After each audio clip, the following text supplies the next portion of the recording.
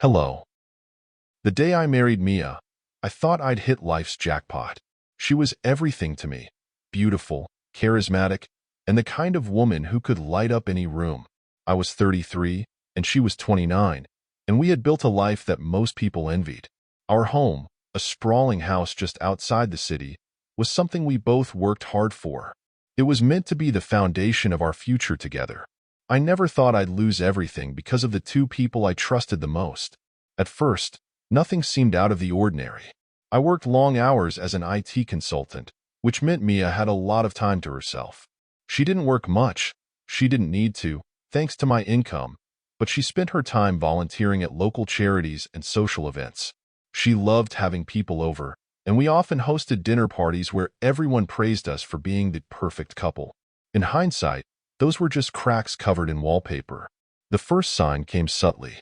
Mia's behavior started shifting in ways I couldn't pinpoint at first. She was always glued to her phone, laughing at texts she never shared with me.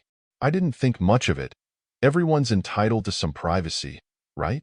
But then, she started dressing up more often, claiming she had errands or needed time to herself. At first, I assumed it was her way of decompressing, but the excuses became more frequent and less convincing. One night, as I worked late on a deadline, I came home to an empty house. Mia hadn't mentioned she'd be out, but her car was gone, and her phone went straight to voicemail when I called. Hours later, she returned with a flushed face and claimed she'd been with her friend Sarah. It didn't sit right with me. Sarah lived across town, and Mia didn't even have a purse on her. That night, as I lay in bed beside her, the thought struck me like a bolt of lightning. What if she was cheating? The idea felt ridiculous. Mia was loyal. She had to be. But doubt once planted has a way of spreading, and things only got worse. A week later, my father, Robert, called me out of the blue, asking to come over. Dad was 58, still fit and charming with the confidence of a man who knew he had lived a good life. He'd always adored Mia, calling her the perfect daughter-in-law. They got along well, often chatting about family recipes or joking about my lack of culinary skills. When Dad showed up that evening, Mia seemed particularly cheerful. She greeted him with an embrace that lingered a second too long for comfort. I brushed it off. Maybe I was imagining things. We had dinner together, and everything seemed normal. But as the night went on, I caught them exchanging glances that sent a chill down my spine. The breaking point came 2 weeks later. It was late, and Mia had been distant all evening, her phone clutched in her hand like a lifeline. She claimed she was tired and went to bed early. I stayed in the living room, nursing a whiskey and replaying every odd interaction between her and Dad in my head. Something didn't add up. I couldn't resist the urge anymore. I quietly tiptoed into the bedroom, picked up Mia's phone, and unlocked it. My heart pounded as I scrolled through her messages. There it was, a text thread with my father. My blood ran cold as I read the messages. They weren't just friendly. One message from Dad read, "Can't stop thinking about last night. Same time tomorrow?" And Mia's reply, "Of course. I'll tell Jackson I'm meeting Sarah again." I put the phone down, my hands trembling. The betrayal felt like a dagger in my chest. My wife and my father, the two people I trusted most in the world, were conspiring behind my back. The next day, I confronted Mia. I waited until after breakfast, hoping to keep my emotions in check. "Mia," I said, my voice unnervingly calm. "What's going on between you and my father?" Her fork froze midair, and she stared at me with wide eyes. For a moment, I thought she might deny it. But then her lips curled into a smirk I'd never seen before. "So, you know," she said, her tone eerily casual. "I was wondering when you'd find out." I blinked, stunned. "What the hell are you talking about? How long has this been going on?" She shrugged as if the betrayal was nothing. "A few months, maybe more." "Does it really matter, Jackson? I didn't think you'd notice, honestly." Her nonchalance ignited something primal in me. "Doesn't matter?" I shouted. "You're sleeping with my father, Mia. How could you do this to me?" She laughed, a cold, hollow sound. "Because he made me feel alive. Something you haven't done in a long time." Her words hit harder than any physical blow. But it wasn't just what she said. It was how she said it. like she didn't even regret it, like she'd already made peace with her decision. And what now? I asked bitterly. You think you'll just keep doing this? That I'll stand here and take it? Her eyes met mine, defiant. I don't care what you do. I'll see him again tomorrow, and the day after. This is my life, Jackson. You can either accept it or leave. I stood there, speechless, as the woman I thought I knew revealed a side of herself I couldn't comprehend. It wasn't just the betrayal. It was the complete lack of remorse, the way she looked at me like I was the problem. I left the house that day, driving aimlessly until I found myself parked outside a bar. I didn't drink much, just enough to dull the pain. But as I sat there, staring at the condensation on my glass, a new emotion began to rise within me. It wasn't sadness or despair. It was rage. If Mia and Dad thought they could destroy my life and walk away unscathed, they were wrong. I wouldn't let them. Not this time. I didn't have a plan yet, but one thing was clear. Revenge wasn't just an option. It was inevitable. After leaving the bar, I sat in my car for hours, replaying Mia's words in my head. Each time I thought about her smug tone, my chest burned. I couldn't stay at the house that night, knowing she was probably messaging my father about their next rendezvous. Instead, I checked into a cheap motel, the kind of place where the walls were paper-thin, and the smell of cigarettes lingered no matter how many air fresheners they used. I saw them, Mia and my father together, laughing at me behind my back. By the time the sun rose, I had made up my mind. I wasn't going to wallow in self-pity anymore. If Mia and my father wanted to treat me like a fool, I would show them I wasn't one to be trifled with. The first step was information. I needed to understand how far this betrayal went and how to use it against them. I reached out to a private investigator, someone with a solid reputation for discretion.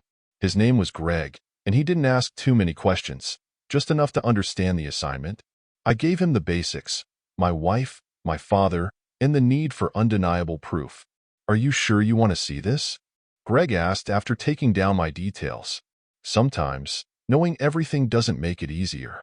I clenched my fists. I need the truth. All of it. Greg nodded. Give me a few days. While Greg got to work, I focused on playing the part of the oblivious husband.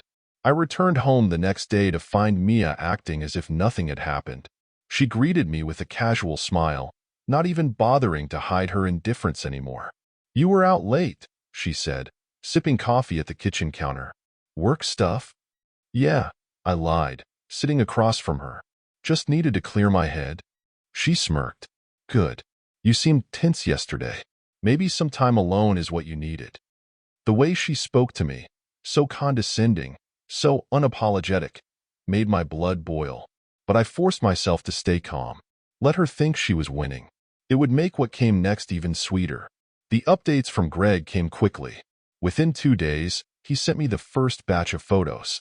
There they were, Mia and my father, sitting together at a cafe across town, leaning in close like a couple of teenagers in love. My father's hand rested casually on hers, and Mia looked at him with the kind of affection she hadn't shown me in years. It wasn't just one meeting either. Over the next week, Greg tracked them to a park, a secluded bar, and finally, a hotel. Each time, they seemed more at ease, less concerned about being caught. The photos were damning. Mia kissing my father on the cheek, my father holding her waist as they walked into the hotel lobby, in a room together. I stared at the evidence in my hands, feeling a mix of rage and nausea. There was no denying it now. This wasn't a fling or a mistake. This was deliberate, calculated. They didn't just betray me, they flaunted it. The next time I saw Mia, I felt like I was looking at a stranger. She was lounging on the couch, scrolling through her phone without a care in the world. I wondered if she was texting him, planning their next meeting. What's for dinner? She asked without looking up. Not sure, I said, my voice steady. I might not be home tomorrow night. Work's been hectic. She glanced at me briefly, a flicker of interest in her eyes. Hectic, huh? Maybe you should take a break. I forced a smile. Maybe. Inside, I was seething. The audacity of her, pretending like everything was normal, like I didn't know exactly where she would be tomorrow night. But I didn't confront her. Not yet. I needed more time, more control. I met with Greg again later that week. He handed me a folder with the final round of evidence, including timestamps and detailed notes of their movements. "This is airtight," he said. "If you want to use it for legal purposes, it'll hold up in court." I nodded, flipping through the pages. "What about exposure? Publicly, I mean?" Greg hesitated. "That's a dangerous game, Jackson. Once you put something like this out there, you can't take it back. Are you sure you want to go down that road?" I thought about it for a long moment. The idea of humiliating Mia and my father was tempting, letting the world see them for who they truly were. But I needed to be strategic. I couldn't let my emotions get the better of me. "Not yet. I'll think about it," I said, closing the folder. "For now, I just need to prepare." Greg nodded. "Whatever you decide, make sure it's something you can live with." That evening, I started planning my next move. I wouldn't confront them directly, not yet. Instead, I began setting the stage for their downfall. I quietly reached out to a lawyer, gathering information about divorce proceedings and how the evidence could be used to protect my assets. Mia didn't know it yet, but her free ride was about to come to a screeching halt. At the same time, I started planting seeds of doubt within the family. During a casual phone call with my mother, I mentioned that Dad had been acting strangely lately, taking calls in the middle of the night, disappearing for hours without explanation. I didn't accuse him of anything outright, but the insinuation was enough to get her attention. "Do you think he's hiding something?" she asked, her voice tinged with concern. "I don't know," I said, keeping my tone neutral, "but it wouldn't hurt to keep an eye on him." Mia, oblivious to everything, continued her charade. She left the house every few nights, dressed to the nines, claiming she was meeting Sarah or attending charity events. I pretended to believe her, even helping her pick out outfits for her nights out. "You look amazing," I said one evening as she adjusted her earrings in the mirror. She turned to me, a sly smile on her lips. "Thanks, babe. Don't wait up." I watched her leave, my jaw clenched. If only she knew how much I already knew. By the end of the week, I had everything I needed. The evidence, the plan, the resolve. But something still held me back, the weight of what was to come. Exposing Mia and my father wouldn't just destroy them. It would upend my entire life. My family, my reputation, everything I'd worked for would be caught in the crossfire. But then I remembered Mia's words. "I'll see him again tomorrow. And the day after.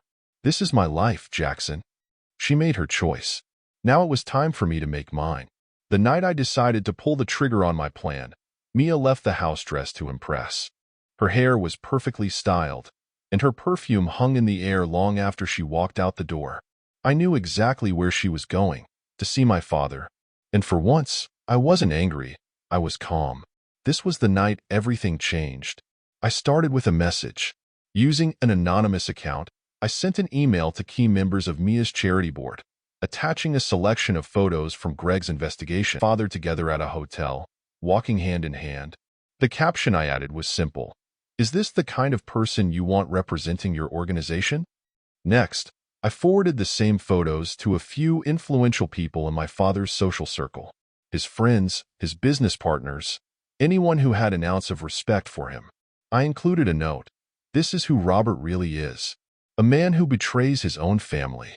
Finally, I sent a package to my mother. Inside was everything.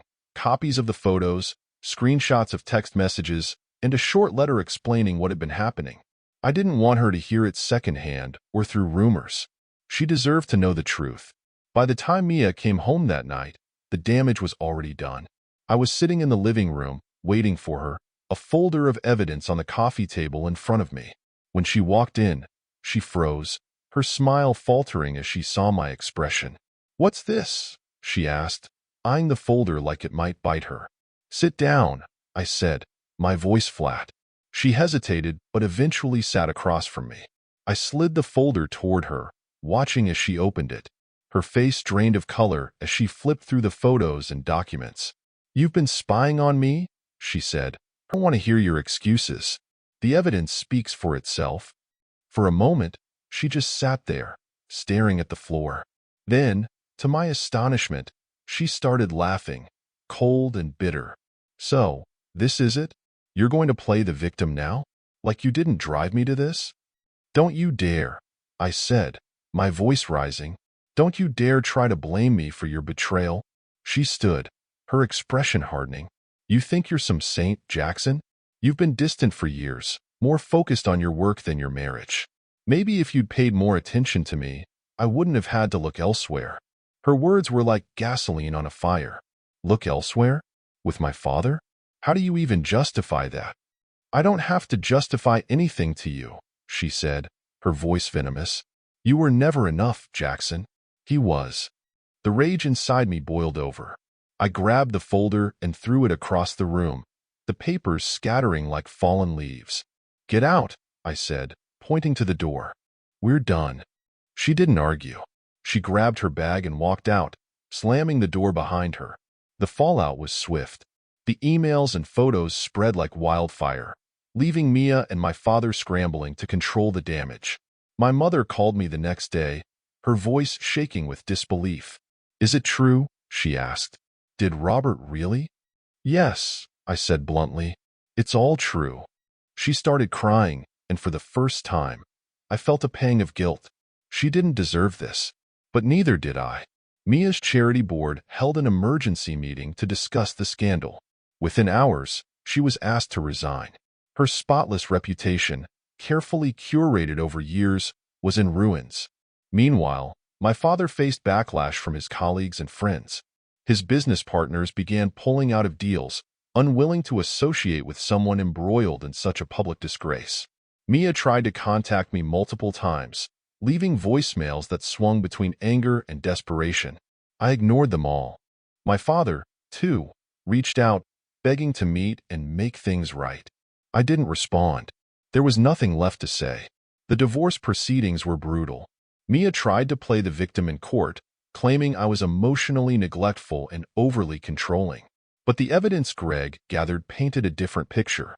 The judge was unsympathetic, awarding her nothing but the bare minimum, a stark contrast to the lavish life she'd grown accustomed to. By the time the divorce was finalized, Mia was a shadow of her former self. Her friends abandoned her, her career was in shambles, and she was forced to move into a small apartment on the outskirts of town. My father fared no better. His wife filed for divorce, his business collapsed, and he became a pariah in the very community he once dominated. And me? I thought revenge would bring closure, but it didn't. The satisfaction of seeing them suffer was fleeting, replaced by a hollow emptiness I couldn't shake. My family was gone, my trust shattered, and my life as I knew it was over. I moved out of the house, unable to bear the memories that haunted every room. I found a small place in the city where I could start over, away from the wreckage. But starting over wasn't easy. The anger and bitterness lingered, gnawing at me in quiet moments. Some nights, I stared at the ceiling, wondering if I'd ever feel whole again. In the months that followed, I focused on rebuilding, piece by painful piece. Therapy helped, as did reconnecting with old friends I'd neglected during my marriage. Slowly, I began to find myself again, separate from the betrayal that had defined me for so long. Mia and my father are still out there somewhere, dealing with the mess they made. But they're no longer my concern. For the first time in a long time, I'm looking forward instead of back. The road ahead isn't easy, but it's mine, and that's enough. Goodbye.